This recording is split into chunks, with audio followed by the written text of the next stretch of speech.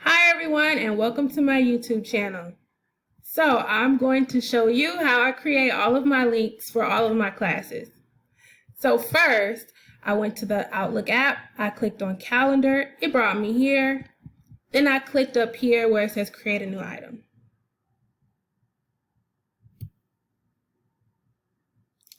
After I clicked on create a new item, I named the class. So I did first period, but I'm going to do it this way. And then I make it recurring. I know my first period class is Monday through Friday. And then I know my first period class starts at 8:30, but I'm going to start it at 8:20. So that way I can get in there early. And I want it to end after 2 hours. So it really doesn't matter when you end this. You can end it by Friday, February 19th, 2021. But for me, I just made mine end in December. Then I clicked OK.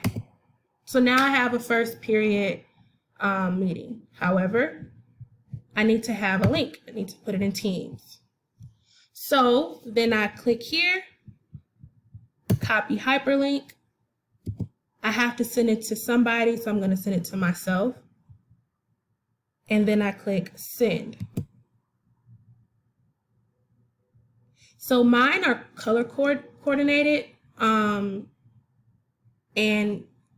it's okay if you want to do that, but just want to let you know when yours comes up, it's not going to be color coordinated.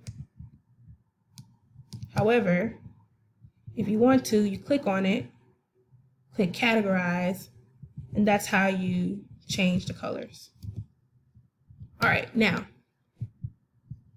after I do that, I'm going to open up my Schoology. All right, so now I'm in my Schoology. So I'm going to scroll down to conferencing links. And I have a first period, second period, and third period. I'll click here, edit, and I would paste the link here. And then I would click save changes. I'm pasting this link specifically to my first period by customizing it and clicking the first period class because I don't want the other classes to come to this specific class. I don't want any confusion. So therefore, I only have it to where the first period can see this. After I do that, the students will be able to come here every single day and they'll be able to click the link. Thank you all.